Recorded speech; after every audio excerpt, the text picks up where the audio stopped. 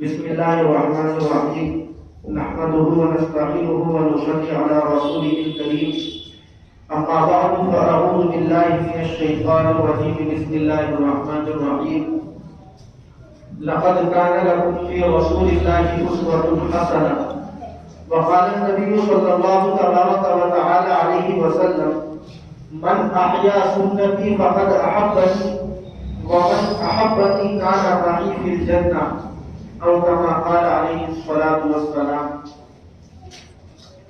قابل احترام بزرگوں، بھائیوں اور دوستوں، گزشتہ کچھ ہفتوں سے یہ نظام تھا بیان کا کہ ہم کسی ایک موضوع پر اللہ کے نبی علیہ الصلوۃ والسلام کی سنتوں کا مذاکرہ کرتے ہیں۔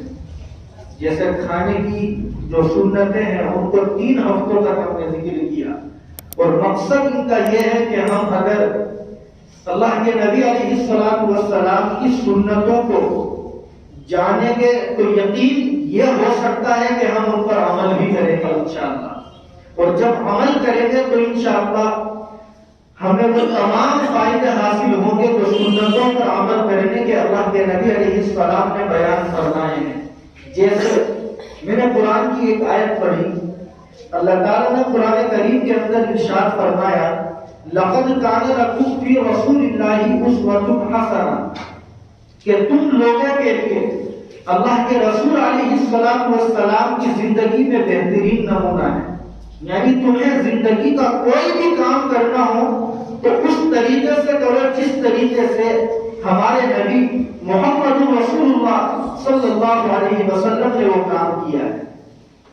اور اس کا فائدہ کیا ہوگا؟ مختلف فوائد ہیں، مجھے تفصیل میں نہیں جانا۔ اللہ کے نبی علیہ السلام ارشاد فرماتے ہیں، ترمذی کی روایت ہے، من احیا سنتی فقد احبنی، کہ جو میری سنت کو زندہ کرے گا، میرے طریقے کو فالو کرے گا، میرے بتائے ہوئے راستے پر چلے گا، گویا اس نے مجھ سے محبت کی۔ ومن احبنی کان معی فی الجنہ، اور جو مجھ سے محبت کرے گا وہ جنت میں میرے ساتھ میں رہے گا۔ یہ جو جنت میں اللہ کے نبی علیہ السلام کی معیت ہے، آپ کے ساتھ میں رہنا ہے، اس کو آج ہم سمجھیں۔ ایک صحابی اللہ کے نبی کے پاس آتے ہیں اور کہتے ہیں کہ اے اللہ کے رسول، مجھے آپ سے بہت محبت ہے، بلکہ انہوں نے یہاں تک کہا کہ اگر میں آپ کو نہ دیکھوں، آپ سے ملاقات نہ کروں، آپ کی مجلس میں نہ آؤں، تو ایسا لگتا ہے کہ تخرج روحی من بدن، کہ میرے بدن سے میری جان نکل جائے گی۔ آگے وہ کہتے ہیں اے اللہ کے نبی، آپ جنت میں جب جائیں گے تو اعلیٰ مقام پر ہوں گے، اور ہم جنت میں بہت نچلے مقام پر ہوں گے چونکہ آپ نبی ہیں، تو یہ مجھ سے برداشت نہیں ہوگا۔ اللہ کے نبی علیہ السلام نے اس صحابی کو کوئی جواب نہیں دیا، ابھی آپ خاموش تھے۔ اللہ نے قرآن کریم کی وہ آیت نازل فرمائی جس میں اللہ نے تفصیل سے بتلا دیا کہ جنت میں ہمارے نبی کے ساتھ میں کون کون رہ سکتا ہے۔ اللہ نے یہ آیت نازل فرمائی اور باضابطہ آپ نے اس انسان کو بلایا اور یہ آیت پڑھ کر کے سنائی، وَمَن يُطِعِ اللَّهَ وَالرَّسُولَ، کہ جو اللہ کی اور اللہ کے رسول کی اطاعت کرے گا، ان کی مان کر کے زندگی گزارے گا، فَأُولَٰئِكَ مَعَ النَّبِيِّينَ، یہ وہ لوگ ہوں گے جو نبیوں کے ساتھ ہوں گے، وَالصِّدِّيقِينَ، جو اللہ کے سچے بندوں کے ساتھ ہوں گے، وَالشُّهَدَاء، جو شہیدوں کے ساتھ ہوں گے، اور آگے اللہ نے فرمایا وَحَسُنَ أُولَٰئِكَ رَفِيقًا، کہ یہ جو ساتھ میں رہنا ہے یہ بہت اچھا ہوگا۔ ہم یہ کہہ سکتے ہیں کہ اگر ہماری زندگی میں اللہ کے احکام پر عمل کرنا پایا جائے گا، ہماری زندگیوں میں سنتوں پر عمل کرنا پایا جائے گا، تو یقین جانیے کہ ہم سب بھی انشاءاللہ جنت میں نبیوں کے ساتھ میں رہیں گے۔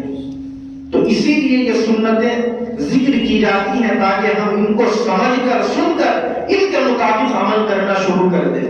آج ہم سونے کی جو سنتیں ہیں ان کا مذاکرہ کریں۔ علماء نے مختلف قسم کی احادیث کو جمع کیا اور سونے کی ٹوٹل 35 سنتیں کتابوں کے اندر لکھی ہیں۔ توجہ سے ہم سنیں اور نیت کریں کہ آج سے انشاءاللہ ان تمام سنتوں پر عمل کریں گے اور سنت کے مطابق سویا کریں گے۔ ان میں کچھ سنتیں وہ ہیں جن کو سن کر کے آپ یقین کریں گے کہ اگر ہم نے ان سنتوں کے اوپر عمل کر لیا، سونے سے پہلے ان باتوں کو ہم نے لے لیا، تو ہمارے گھر کے اندر نہ چوری ہو سکتی ہے، نہ رات کو ہمارے گھر کے اندر جنات آ سکتے ہیں، اور نہ شیاطین کا ہمارے اوپر حملہ ہو سکتا ہے۔ یہ سب باتیں احادیث کے اندر ہیں، لیکن کمی یہ ہے کہ ہم عمل نہیں کرتے۔ اسی لیے مختلف قسم کے لوگ شکایتیں کرتے ہیں کہ رات کو نیند نہیں آتی، کچھ کہتے ہیں کہ صاحب چوری ہو جاتی ہے، کچھ کہتے ہیں کہ گندے گندے خواب نظر آتے ہیں۔ آپ یقین جانیں کہ سونے کی جو یہ سنتیں علماء نے لکھی ہیں، اگر ہم ان کے اوپر عمل کر لیں تو انشاءاللہ ان تمام قسم کی پریشانیوں سے محفوظ ہو جائیں گے۔ پہلی سنت علماء نے یہ لکھی کہ مسلمان کو چاہیے کہ رات کو جلدی سو جایا کرے، لیکن اس میں یہ مسئلہ فقہاء نے لکھا کہ اگر آپ کو کوئی دینی یا دنیاوی ضرورت ہے تو آپ اس ضرورت کو پوری کرنے تک رات میں جاگ سکتے ہیں، اس کی گنجائش ہے۔ وہ کوئی بھی ضرورت ہو سکتی ہے، آپ سب اچھی طرح اس کو سمجھتے ہیں، لیکن ہم یہ یقین کریں کہ جو عشاء کے بعد لیٹ نائٹ ہمارا سونے کا معمول بنا ہوا ہے، کام کچھ نہیں، نہ دینی کام نہ دنیاوی کام، بس لگے ہوئے ہیں فیس بک پر، لگے ہوئے ہیں خامخواہ سوشل میڈیا پر، یا اس کے علاوہ کچھ بھی نہ صحیح تو گھروں میں بیٹھکیں چل رہی ہیں، چائے کے اوپر بیٹھکوں میں علاوہ غیبتوں کے کچھ نہیں، پھر بھی ہم اس میں مگن۔ میرے بزرگوں، اللہ کے نبی صلی اللہ تبارک و تعالی علیہ وسلم کے بارے میں احادیث میں آتا ہے، حضرت ابو برزہ رضی اللہ تعالی عنہ فرماتے ہیں کہ ان النبی صلی اللہ علیہ وسلم کان یکرہ النوم قبل العشاء والحدیث بعدها۔ اللہ کے نبی علیہ السلام عشاء سے پہلے سونے کو اور عشاء کے بعد بات کرنے کو ناپسند فرماتے تھے۔ اب ذرا ہم غور کریں، ہم میں سے کوئی آدمی دوسرے سے پوچھے بھئی اللہ کے نبی سے محبت ہے یا نہیں؟ کہ بالکل ہے۔ اگر کوئی کہتے بھئی فلاں جگہ اللہ کے نبی کی شان میں گستاخی ہوئی، ہم کھانا بعد میں کھائیں گے، اسے قتل کرنے کی نیت پہلے کریں گے۔ اتنا جنون اللہ کے نبی سے محبت کا، لیکن آپ بتائیے یہ جنون اگر عمل میں تبدیل نہ ہو تو اس جنون کا کیا فائدہ؟ اللہ کے نبی نے بتلا دیا میری نظروں میں عشاء کے بعد بات چیت کرنا اچھا نہیں ہے، تو ہم کیوں باتیں کرتے ہیں؟ اللہ کے نبی نے بتلا دیا میری نظروں میں عشاء سے پہلے سونا اچھا نہیں ہے، تو ہم کیوں سوئیں؟ اس کی وجہ بھی سمجھ میں آتی ہے کہ اگر عشاء سے پہلے سوئیں گے تو شاید آنکھ نہ کھلے اور ہماری عشاء کی نماز قضا ہو جائے۔ اس لیے ارادہ کریں کہ عشاء سے پہلے کبھی نہیں سوئیں گے، اور عشاء کے بعد جو دنیاوی خواہ کی گفتگو ہے ہم اس میں مبتلا نہیں ہوں گے۔ تھوڑا سا آج ہی رات میں سونے کے لیے جب لیٹیں تو میری ریکویسٹ یہ ہے کہ ہم غور کریں کہ ہم جو راتوں میں جاگتے ہیں، مجلسوں میں بیٹھتے ہیں، ان مجلسوں میں ہم کتنے لوگوں کی غیبتیں کرتے ہیں، کتنے لوگوں کی برائیاں اور چغلیاں کرتے ہیں۔ اس پر مجھے بات نہیں کرنی، بس اتنی سی بات ذہن میں رکھیں کہ اللہ کے نبی علیہ السلام نے بتلا دیا لا يدخل الجنت نمام، کہ وہ آدمی جنت میں نہیں جا سکتا جو آدمی دوسروں کی چغلیاں کرتا ہے۔ اور ہماری مجلسیں چغلیوں سے محفوظ نہیں ہے۔ ہم نے اکابر کے بارے میں پڑھا، اپنے اللہ کے نیک بندوں کے بارے میں پڑھا کہ اگر وہ مجلس میں بیٹھے ہوئے بھی ہوتے تھے اور کوئی ان سے بات کرتا تھا تو وہ صرف اس ضرورت کے مطابق جواب دیا کرتے تھے، اس سے زیادہ وہ گفتگو نہیں کرتے تھے کہ کیا پتا ہماری زبان سے کون سا لفظ ایسا نکل جائے جو اللہ کے یہاں ہماری گرفت اور پکڑ کا ذریعہ بن جائے۔ کاش ہم بھی ایسا سوچیں۔ آج ارادہ کریں کہ انشاءاللہ عشاء کے بعد خواہ دنیا کی مجلسوں میں، جن مجلسوں میں غیبتیں اور چغلیاں ہوتی ہیں، ہم اپنے آپ کو انوالو نہیں کریں گے، چاہے تنہائی میں بیٹھ کر اپنی زندگی گزاریں گے۔ دوسری سنت علماء نے لکھی کہ جب ہم سونے کے لیے ارادہ کریں تو گھر کے تمام دروازوں کو بند کریں، لیکن بسم اللہ پڑھ کر کے بند کریں۔ ہم لوگ دروازہ سب بند کرتے ہیں، لیکن شاید کہ اس بسم اللہ پڑھ کر عمل کرنے والی کے نبی علیہ السلام نے حدیث کے اندر معمولی چیزوں پر ہماری رہنمائی فرمائی. چنانچہ روایت میں ہے اغلق الباب کہ جب تم سونے کا ارادہ کرو تو دروازہ بند کر کے سویا کرو. علماء نے اس روایت کی روشنی میں لکھا اگر کوئی مسلمان اللہ کی ذات پر یقین کرتے ہوئے بسم اللہ پڑھ کر کے اپنا دروازہ بند کرے اس گھر کے اندر کبھی بھی چوری اس رات میں نہیں ہو سکتی. آج ہم ارادہ کریں اور اپنے چھوٹے چھوٹے بچوں کو بھی بتلائیں کہ جب وہ گھر کا دروازہ بند کرے تو وہ بسم اللہ پڑھے بغیر دروازہ بند نہ کرے. بچے نے دروازہ بند کیا اس سے پوچھے کہ بیٹا آپ نے بسم اللہ پڑھی تھی یا نہیں پڑھی تھی. بچپن سے جب یہ عادت پڑے گی تو انشاءاللہ ہمیں یقین ہے کہ مرتے دم تک وہ بچہ بغیر بسم اللہ کے دروازہ بند نہیں کرے گا اور انشاءاللہ اس طرح سے ہمارا گھر چوری اور ڈکیتی سے محفوظ ہو جائے گا. یہ اللہ کے نام کے اندر طاقت اور قدرت ہے. تیسری سنت علماء نے یہ لکھی کہ جب ہم سونے کا ارادہ کریں تو برتن وغیرہ جس میں ہم پانی رکھتے ہیں اس کو ڈھانپ کر کے رکھتے ہیں. اس زمانے میں تو یہ معمول نہیں ہے. پہلے زمانے میں مٹکوں کے اندر مشکیزوں کے اندر پانی رکھتے تھے کہ رات کو پیاس لگے گی تو پیئیں گے. تو حضور علیہ السلام نے فرمایا جب تم سونے کا ارادہ کرو تو اس برتن کا جس میں پانی موجود ہے منہ بند کر کے سو. ہو سکتا ہے اس کے اندر کوئی کیڑا وغیرہ آ جائے اور اس کے ذریعے ہمیں نقصان پہنچے.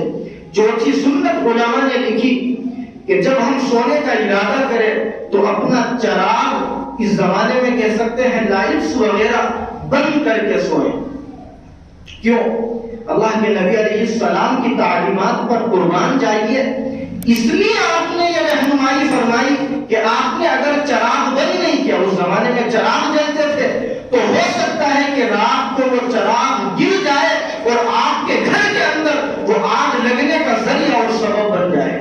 اس زمانے کے اندر حکومت نے باضابطہ کمپلسری کیا ہوا ہے. آپ اگر فیکٹری چلاتے ہیں تو آپ کو آگ بجھانے کا جو آلہ ہے وہ شو کرنا پڑے گا آن پیپر, تب آپ کو پرمیشن ملے گی. تو یہ سب چیزیں وہ ہیں جو ہمارے نبی علیہ السلام نے 1500 سال پہلے ہمیں سب بتلا دیا ہے. یہ سنتیں ہیں یہ سب چیزیں کہ ہم ان تمام چیزوں کے اوپر عمل کریں. پانچویں سنت علماء نے لکھی کہ ہم جب سونے کا ارادہ کریں تو نماز کی طرح وضو کر کے اس کے بعد میں سویا کریں. یہ حدیث ہے. اللہ کے نبی علیہ السلام نے ارشاد فرمایا اذا اتیت مسجدا, جب تم اپنے بستر پر لیٹنے کا ارادہ کرو فتوضا وضوءک للصلاۃ, تو ایسے نماز کرو جیسے تم نماز کے لیے وضو کرتے ہو, بالکل اس طریقے سے وضو کرو. اس کے فوائد بہت ہیں کہ ہم ہر وقت باوضو رہیں. 24 گھنٹے میں جب بھی ہم بے وضو ہو جائیں, استنجا کریں یا ویسے وضو ٹوٹ جائے تو ہم وضو کر کے اس کے بعد میں زندگی گزاریں. اس پر مستقل تقریر ہو سکتی ہے, ایک روایت ذکر کر کے ہم اس کی فضیلت کو سمجھیں. مسلم شریف میں 234 نمبر پر ایک روایت ہے. حضرت عمر رضی اللہ تعالی عنہ فرماتے ہیں اللہ کے نبی علیہ السلام نے ارشاد فرمایا ما منکم من احد یتوضا فیسبغ الوضوء, کہ تم میں سے کوئی بھی شخص اگر اچھی طرح وضو کرے, یعنی جو وضو کی سنتیں ہیں, جو وضو کے آداب ہیں, ان کی رعایتیں کرتے ہوئے اگر کوئی تم میں سے وضو کرے اور اس کے بعد آپ نے فرمایا پھر وہ یہ دعا پڑھ لے. آپ ذرا اس کو سنیں اور یاد کر لیں دعا کو, کلمہ ہے اس کا حصہ. آپ نے فرمایا پھر وہ یہ کہے اشہد ان لا الہ الا اللہ وان محمدا عبد اللہ ورسولہ. کس کی یاد نہیں ہے یہ جملہ؟ اللہ کے نبی علیہ السلام نے پتہ ہے کیا فضیلت فرمائی؟ اگر کوئی انسان انتقال کر جائے اس سے پہلے کہ اس کا یہ وضو ٹوٹے, یدخل من ابواب الجنۃ الثمانیہ, جنت کے 8 دروازے اس کے لیے کھول دیے جائیں گے, جس دروازے سے جنت کے وہ چاہے جنت کے اندر داخل ہو جائے. اور کام کتنا سا ہے, وضو کر کے یہ چند کلمات ہمیں کلمے کے پڑھنے ہیں اور یقین یہ کرنا ہے کہ اگر وضو کے ٹوٹنے سے پہلے ہمارا انتقال ہو گیا تو جنت کے 8 دروازے ہمارے لیے اوپن ہوں گے, جس سے ہم چاہیں گے جنت کے اندر داخل ہو جائیں گے. تو کتنی بڑی فضیلت ہے وضو کو. اس لیے جب ہم سونے کا ارادہ کریں، اچھا عام طور سے سب لوگوں کی عادت ہے جب وہ سونے کا ارادہ کرتے ہیں تو باتھ روم جاتے ہیں. بہت سے لوگوں کی عادت یہ ہوتی ہے کہ وہ اپنا منہ وغیرہ صاف کرتے ہیں، برش وغیرہ کرتے ہیں، مسواک کرتے ہیں. جب ہم اپنے منہ کی صفائی کے لیے چند منٹ نکالتے ہیں تو وہی باتھ روم کے اندر ہم 30 سیکنڈ وضو کے لیے کیوں نہیں نکال سکتے؟ آج سب ارادہ کریں کہ روزانہ سونے سے پہلے ہم نبی کی سنت کو بھی زندہ کریں گے اور باوضو ہو کر کے ہی ہم انشاءاللہ سویا کریں گے انشاءاللہ. چھٹی سنت علماء نے یہ لکھی کہ اگر ہم نے سونے سے پہلے کھانا کھایا ہے اور ہمارے ہاتھوں پر چکناہٹ وغیرہ ہے تو ضروری یہ ہے کہ ہم اپنے ہاتھوں کو اچھی طرح سے دھوئیں، چکناہٹ وغیرہ کو ختم کریں اور اس کے بعد اپنے بستر پر جائیں. حضور نے کتنی باریک چیزوں پر رہنمائی فرمائی. آپ نے اس کی وجہ یہ فرمائی کہ من نام وفی یدہ غمر، کہ جو آدمی سوئے اور اس کے ہاتھوں پر چکناہٹ وغیرہ لگی ہوئی ہو اور رات میں کوئی جانور جیسے گھروں میں چوہے وغیرہ ہوتے ہیں اس کے ہاتھ پر چکناہٹ کی خوشبو دیکھ کر آ کر کے کاٹ لے تو آپ یہ فرماتے ہیں فلا یلومن الا نفسہ، وہ اپنے آپ کو ہی ملامت کرے. یعنی اس میں کسی کا کوئی قصور نہیں، اسی کی اپنی غلطی کی وجہ سے ایسا ہوا. اس لیے اور کھانے کی جب ہم نے سنتوں کا ذکر کیا تھا تو بتلایا تھا کہ برکت الطعام الوضوء قبلہ والوضوء بعدہ، کھانے میں برکت ہی اس وقت ہوگی جب ہم کھانے سے پہلے اور کھانے کے بعد میں دونوں مرتبہ اچھی طرح اپنے ہاتھوں کو دھوئیں گے. یہ کھانے کی سنت بھی ہے اور اس ملامت سے بچنے کا بھی ذریعہ ہے. ساتویں سنت علماء نے سونے کی یہ لکھی کہ جب ہم سونے کا ارادہ کریں تو اپنے بستر کو اچھی طرح جھاڑ کر کے سویا کریں. ایک جگہ میں نے بیان کیا اور اتفاق سے سونے کی سنتوں پر اس لفظ کا جب ذکر کیا اور وجہ بتلائی کہ کبھی کبھی ایسا ہوتا ہے کہ بستر پر کوئی ایسی چیز ہوتی ہے جو نظر نہیں آتی، لیکن جب ہم کپڑے اتار کر بستر پر لیٹتے ہیں تو نقصان پہنچ جاتا ہے. تو ایک بندے نے مجھے بتلایا، یہیں کی بات ہے اپنے جہاں ہم تفصیل کرتے تھے، کہ میں ایک دن کپڑے نکال کر جب بستر پر لیٹا تو وہاں لال چیونٹیاں تھی، مجھے وہ نظر نہیں آئی. جب میں لیٹ گیا تو چند منٹوں کے بعد بڑی پریشانی ہوئی، میں بے چین ہو کر کے اٹھا تو پتہ یہ چلا کہ سینکڑوں کی تعداد میں وہاں پر کیڑیاں تھی جو نظر نہیں آ رہی تھی، چونکہ بلینکٹ کالے کلر کا تھا اور ان کے بدن پر بہت نقصان ہوا. تو یہ نقصان کیوں ہوا؟ ہم نے سنت کو چھوڑ دیا. سنت پر اگر ہم عمل کر لیں تو سنت زندہ کرنے کا ثواب بھی ملے گا اور ہم دنیاوی نقصان سے بھی یقیناً بچ سکتے ہیں. اس لیے اگر ہمیں یقین بھی ہو کہ بستر صاف ہے، صبح میں ہی ہم نے یہ چادر بچھائی تھی بیڈ پر، پھر بھی سنت سمجھ کر کے ہم اس بستر کو صاف کر لیا کریں تاکہ ہم کسی بھی قسم کی پریشانی سے اپنے آپ کو محفوظ کر سکیں. آٹھویں سنت علماء نے لکھی کہ جب ہم سونے کا ارادہ کریں تو اپنی آنکھوں میں سرما لگا کر کے بھی سویا کریں. ابن عباس رضی اللہ تعالی عنہما فرماتے ہیں کان النبی صلی اللہ علیہ وسلم یتحر قبل ان ینام بالاثمد، اللہ کے نبی علیہ السلام سونے سے پہلے اثمد نامی سرما لگا کر کے سویا کرتے تھے. یہ اثمد نامی جو سرما ہے ہم یقین سے یہ نہیں کہہ سکتے کہ وہ اوریجنل ہے ڈپلیکیٹ، البتہ اتنا ضرور ہے کہ نظام الدین میں مل جاتا ہے، اتنی بڑی شیشی میں آتا ہے اور اس پر ایک حدیث لکھی ہوئی ہوتی ہے. اللہ کے نبی علیہ السلام نے فرمایا خیر ما تحلتم به الاثمد فانه ينبت الشعر ويجل البصر، کہ تم جتنے بھی سرمے لگاتے ہو ان تمام میں سب سے بہترین سرما اثمد نامی سرما ہے. اور آپ نے اس کی وجہ بیان فرمائی کہ یہ بالوں کو اگاتا ہے اور انسان کی آنکھوں کی روشنی میں اضافے کا ذریعہ بنتا ہے. تو آپ سنت سمجھ کر کے اس کو خرید لیں اور آنکھوں میں لگا لیا کریں. اس زمانے میں تو آنکھوں کی پرابلم ذرا سے بچوں کو ہو جاتی ہے. اگر سنت سمجھ کر بچوں کو بچپن میں یہ بتلا دیا جائے کہ یہ وہ سرما ہے جسے اللہ کے نبی لگایا کرتے تھے اور یہ حدیث ہم اس کو بتلا دیں اور وہ بچپن سے عمل کرنا شروع کر دے تو شاید بڑھاپے تک اس کی آنکھیں خراب نہ ہو. ہمیں یہ یقین ہے کہ اللہ کے نبی علیہ السلام نے جو امت کی رہنمائی فرمائی ہے وہ رہنمائی 100% صحیح ہے، اور عمل کرنے میں انہی کے اوپر ہمیں کامیابی ملے گی، اس لیے اس پر بھی عمل کریں۔ نبی سنت یہ ہے کہ سونے سے پہلے ہم وصیت کر کے سویا کریں۔ یہ وہ ٹاپک ہے جس پر کم سے کم گھنٹوں بات ہونی چاہیے۔ وصیت کا مطلب یہ ہوتا ہے کہ ہمیں یقین ہے کہ اب ہم چند سیکنڈ میں چند منٹوں میں مر جائیں گے، پتہ کچھ نہیں کس کا کون کب مرے گا۔ فرض کیجیے ایک آدمی بہت بیمار ہے، تو اس وقت میں جب اس کو نظر آ جاتا ہے کہ میں اب مروں گا تو وہ وصیت کرتا ہے اپنی پراپرٹی کی، اپنی جائیداد کی، اور بھی چیزوں کی۔ لیکن علماء نے لکھا ہے کہ سونے سے پہلے روزانہ ہر انسان کو وصیت کر کے سونا چاہیے۔ کیوں؟ اس لیے کہ ہمیں کچھ نہیں پتا آج ہم خیریت سے لیٹے ہیں بستر پر، صبح ہو یا نہ ہو اور ہم اس دنیا سے الوداع دے جائیں۔ یہ یقین تو ہوگا ہم سب کو۔ کتنے لوگ ہیں جو ہمارے درمیان میں رہتے تھے اور پتہ بھی نہیں چلا، بہت خیریت سے، بہت صحت مند، اور اچانک سے دنیا کو چھوڑ کر چلے گئے۔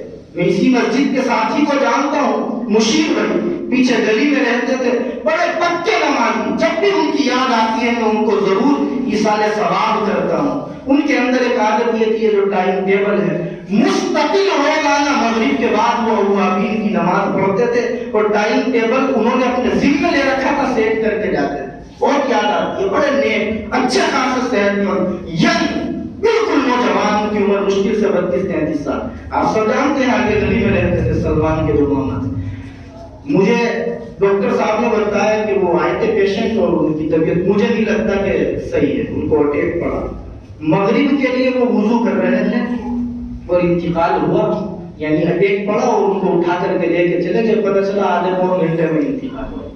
یہی سب ہے، دنیا صرف اتنی ہی دیر کی ہے جس کے اوپر ہمارا یقین نہیں ہے موت کے اوپر۔ ہم تو بڑی لمبی لمبی خواہشیں لگاتے ہیں، اگر بچے ہیں تو سمجھتے ہیں ینگ ہوں گے، یہ ہوگا وہ ہوگا، اور بڑھاپے تک ہماری خواہشیں پوری نہیں ہوتی۔ اللہ کے نبی علیہ السلام نے اسی کے بارے میں بتا دیا، لَوْ كَانَ لِابْنِ آدَمَ وَادِيٌ مِّن ذَهَبٍ، اگر انسان کو سونے کا ایک میدان بھی دے دیا جائے، لَأَحَبَّ أَن يَكُونَ لَهُ ثَالِثٌ، وہ تمنا کرے گا کہ کاش ایک اور مل جائے، دو ملیں گے تو کہے گا ایک اور مل جائے۔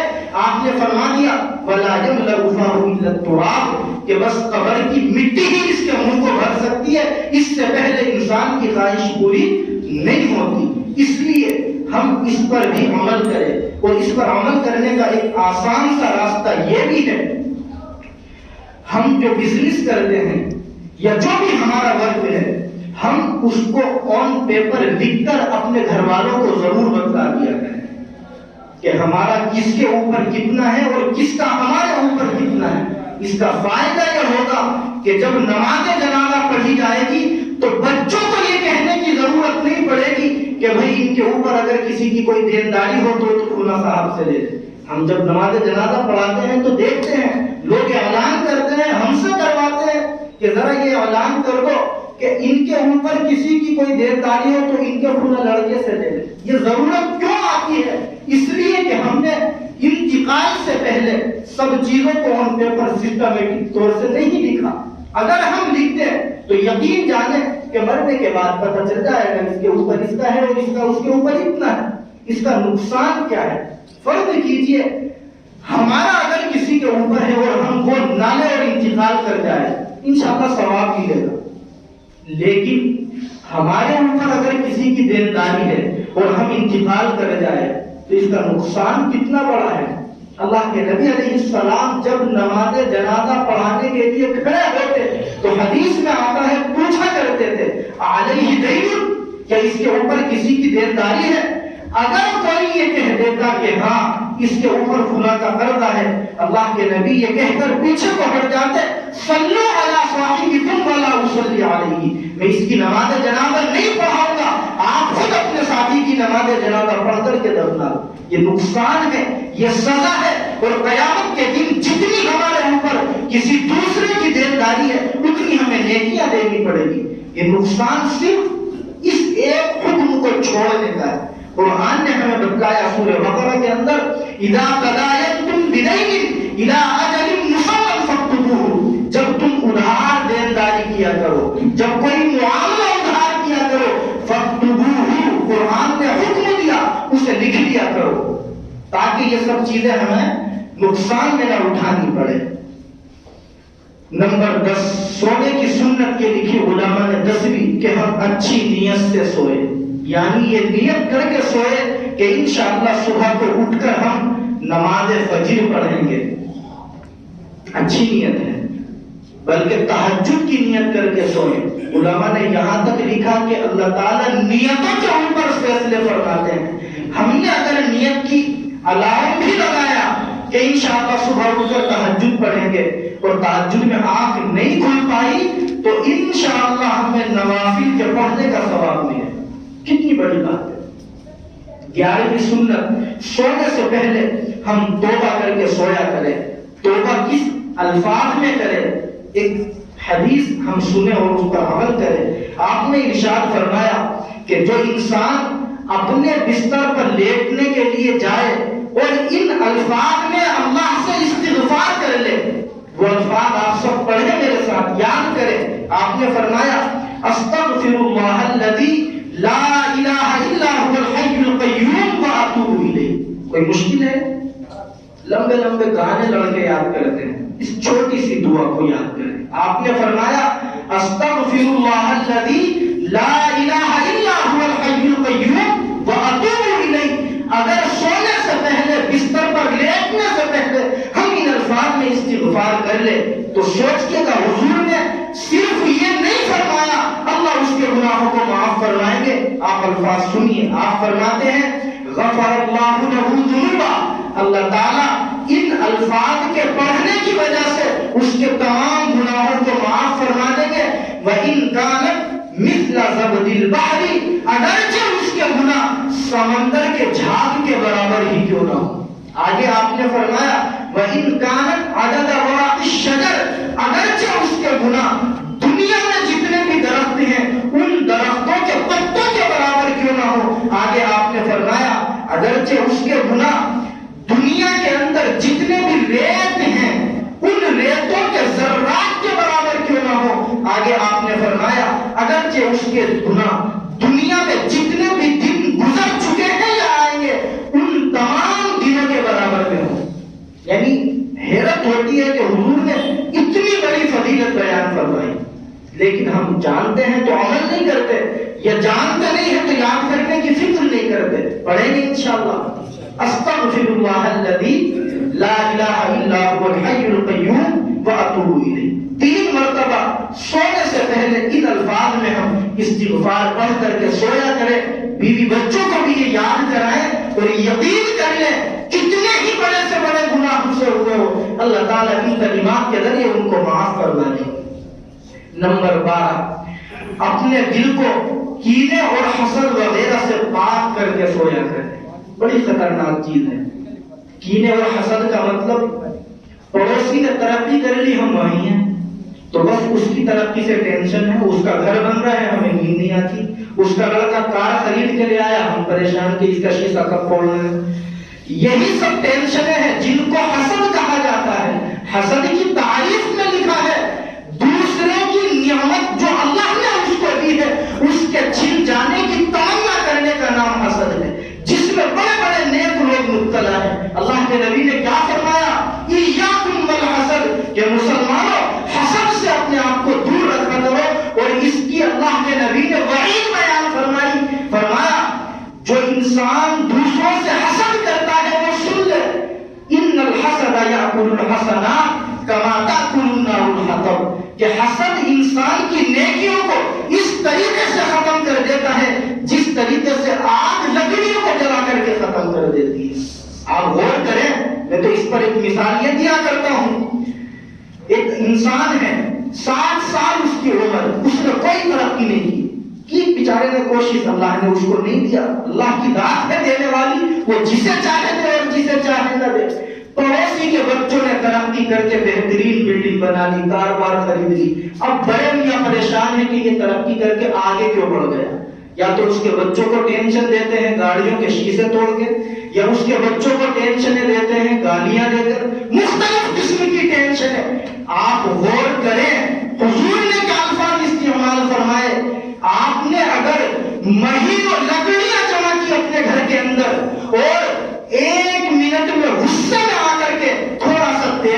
اس میں ماچس کی تیلی لگا دی، مہینوں کی لکڑیاں جو آپ نے جمع کی چند گھنٹوں کے اندر وہ ختم ہو جائے گی۔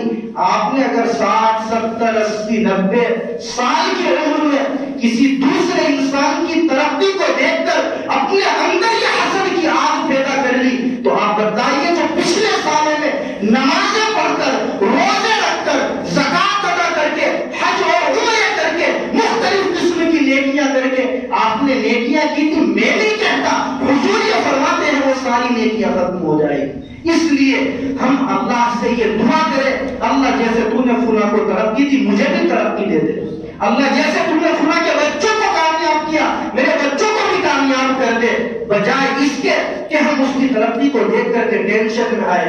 آپ کو وہ واقعہ یاد ہوگا، اللہ کے نبی علیہ السلام مسجد میں بیٹھے تھے، ایک صحابی آنے والے تھے، آپ نے فرمایا اس دروازے سے ایک جنتی آنے والا ہے۔ اللہ کے نبی جب یہ کہہ کر کے خاموش ہوئے، صحابہ بڑے حیران کہ اللہ کے نبی کس انسان کو آخر جنت کی دنیا میں خوشخبری دینے والے ہیں۔ ایک صحابی آئے ادھیڑ عمر کے، آ کر کے بیٹھ گئے، صحابہ خاموش۔ اگلے دن پھر اللہ کے نبی نے کہا اس دروازے سے ایک جنتی آنے والا ہے۔ صحابہ نے پھر یہ کان لگائی کہ آخر کون آنے والا ہے؟ وہی صحابی آئے، آ کر کے بیٹھ گئے۔ تیسرے دن بھی حضور نے یہ بتلایا کہ ایک صحابی آنے والے ہیں اور وہ جنتی ہیں جو اس دروازے سے آئیں گے۔